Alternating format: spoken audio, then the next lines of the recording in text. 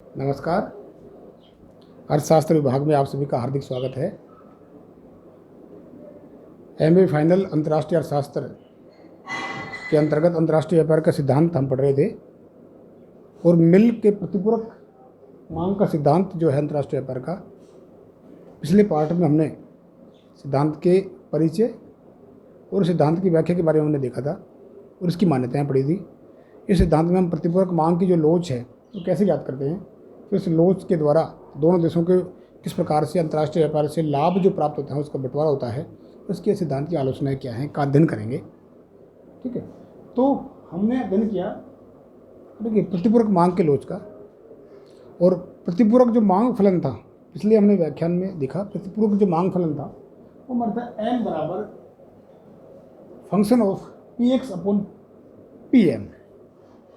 ध्यान रखिए यहाँ पर एम जो हमारा है एम ये आयतों की मात्रा है, पी एक्स जो है पी एक्स ये हमारी प्राइस ऑफ एक्सपोर्ट निर्यातों की कीमत है और ये हमारी आयतों की कीमत है। ये हमारा प्रतिपूरक मांग फलन है मिल के अनुसार, और हमें ज्ञात करनी है प्रतिपूरक मांग की लोच ज्ञात करनी है। लोच, ठीक है, और लोच के अंतर्गत ध्यान रखिए मैंने आपको बताया था, हमने फर्स्ट ईयर में जो पढ़ा कॉन्सेप्ट के अंतर्गत मैंने कहा कि फलनात्मक संबंध और इसकी कॉन्सेप्ट हैं ये बहुत काम की चीज़ें हैं, और इन कॉन्सेप्टों को सहायता से ही हम आसानी से ये चीज़ें ज्ञात करते हैं। फलनात्मक संबंध किसे कहते हैं, स्वतंत्र चर कौन सा है, आश्रित चर कौन सा, खैर हम अच्छी तरह जानते हैं ये बातें।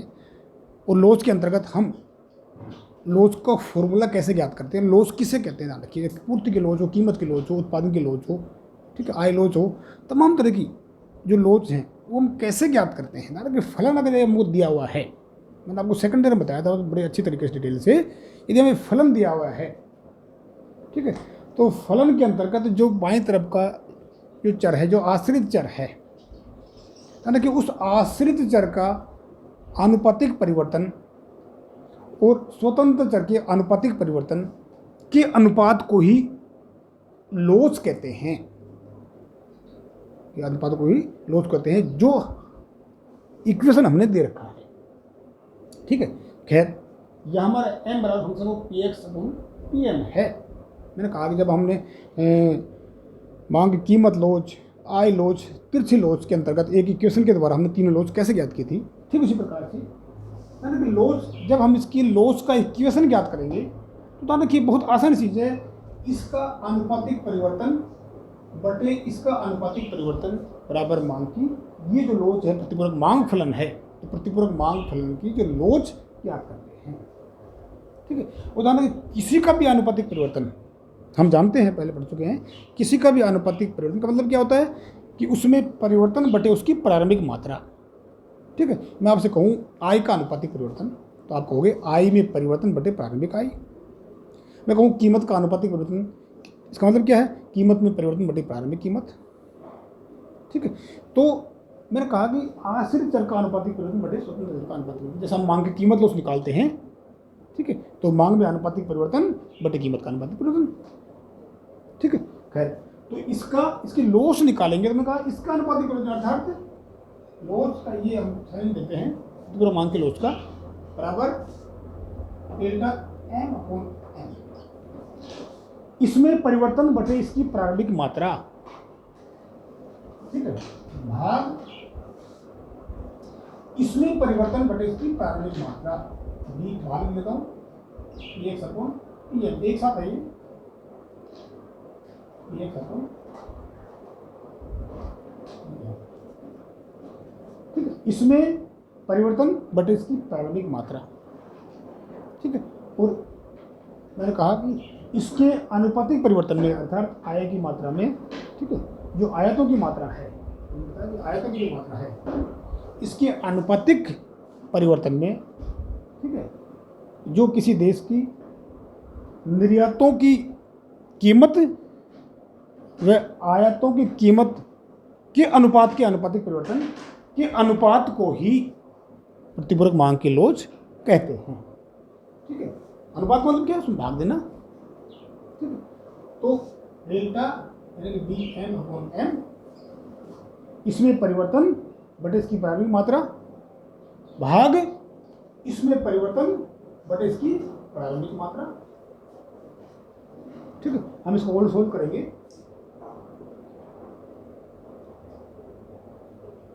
ऑन एम गुणा में उल्टा हो जाएगा, उल्टा नहीं चला जाएगा, p x upon p m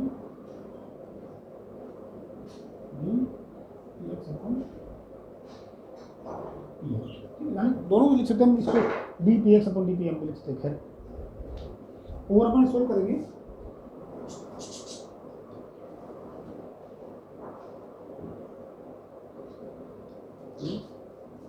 ठीक है, p x upon p m ये भाग में है, ठीक है, भाग में है ये delta p x upon p m. और हम सोल्व करेंगे।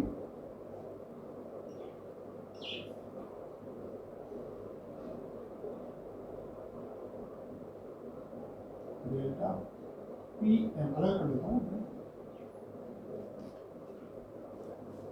क्वेश्चन नंबर एक, इसको हम समीकरण नंबर 1 दे देते हैं। ठीक है, अब इसके बाद हम देखते हैं, ध्यान रखिए, हम देखते हैं, इसको मिटा देता हूँ, इधर में लिख रखा हूँ।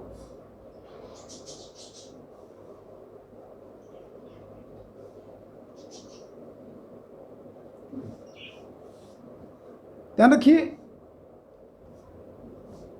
व्यापार संतुलन की स्थिति में, व्यापार संतुलन की स्थिति में x into price of x बराबर m इंटू प्राइस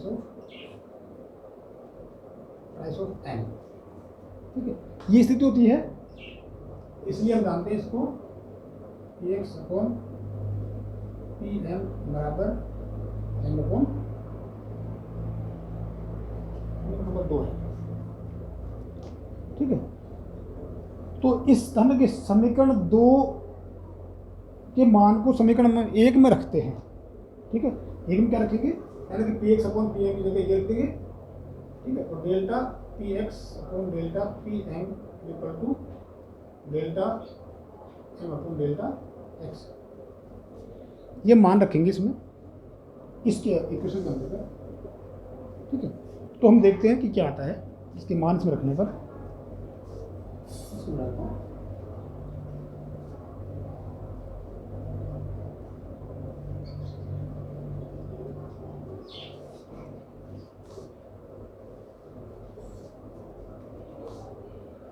n बराबर ये टू, ठीक है, into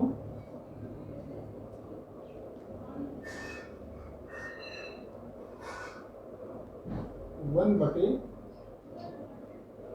D m upon d x into n upon x. ठीक है, एक्स अपॉन पी एम की जगह तो हमने एन अपॉन एक्स किया। ठीक है, तो delta p m upon delta d x है, तो ये delta p m upon delta m upon delta x को ऐसा कर दिया हमने।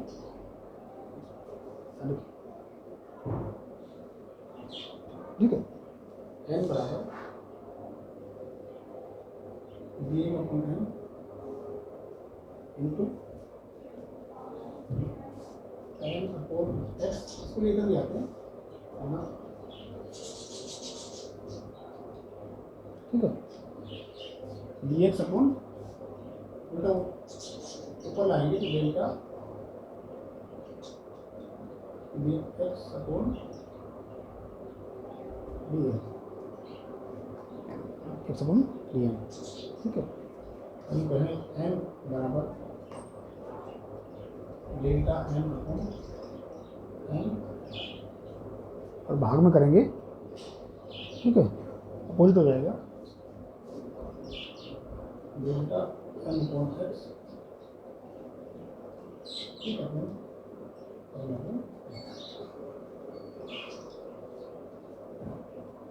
डी एम अपॉन एम भाग delta m upon x upon m upon m. ठीक, किसकी जगह मान रखिएगा हम।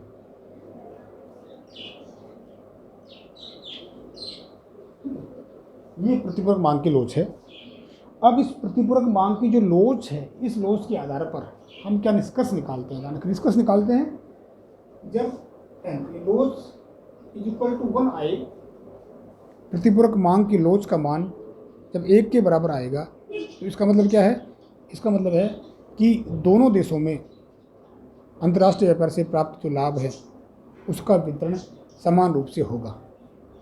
ठीक है। इसके बाद जब प्रतिपूरक मांग के लोच का उत्तर 1 से अधिक आए, उदाहरण के संबंधित देश के अनुकूल है व्यापार की शर्तें, और ऐसी स्थिति में जो संबंधित देश है उसको अंतर्राष्ट्रीय व्यापार से प्राप्त लाभों का हिस्सा ज़्यादा मिलेगा। प्रतिपूरक मांग की लोच 1 से कम होगी तो संबंधित देश की प्रतिकूल मांग के लोच की शर्तें हैं, और ऐसी स्थिति में संबंधित देश को अंतर्राष्ट्रीय व्यापार से जो लाभ होगा उसका हिस्सा कम मिलेगा। ये मांग के लोच सिद्धांत का निष्कर्ष है। इसके बाद हम इसकी आलोचना देखते हैं, सिद्धांत की प्रमुख आलोचनाएं क्या क्या हैं। ठीक है। पहला है जाना कि ये सिद्धांत जो है वो रिकार्डो के सिद्धांत का पूरक नहीं है। ठीक है। दूसरा, अवास्तविक मान्यताएं जो हमने मानी, पूर्ण रोजगार है, पूर्ण प्रतियोगिता है, 2 वस्तुओं का, 2 साधनों का, 2 वस्तु, ठीक है, और 2 साधन पर जो आधारित जो 2 देशों का जो मॉडल है, वो जो मान्यताएं हैं, पूर्ण विशिष्टीकरण की मान्यताएं जो हमने मान्यताएं इसकी असमंजस मानी है, वो अवास्तविक मान्यताएं हैं, व्यवहार में लागू नहीं होती हैं। ठीक है। और जिसके जो मेजरमेंट है, ध्यान रखिए, अंतर्राष्ट्रीय व्यापार से प्राप्त लाभ है, उस मेजरमेंट सही ढंग से अनुमान हम लगा नहीं सकते। मेजरमेंट इससे कठिन है कि किस प्रकार से दोनों देशों में वितरण किया जाए। ठीक है।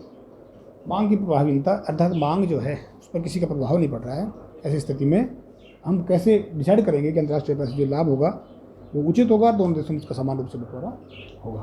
ठीक है। ये जो हमारा प्रतिरोध सिद्धांत है, मिल का अंतर्राष्ट्रीय व्यापार मांग का सिद्धांत है, ये हमको करना है। ठीक है। Thank you.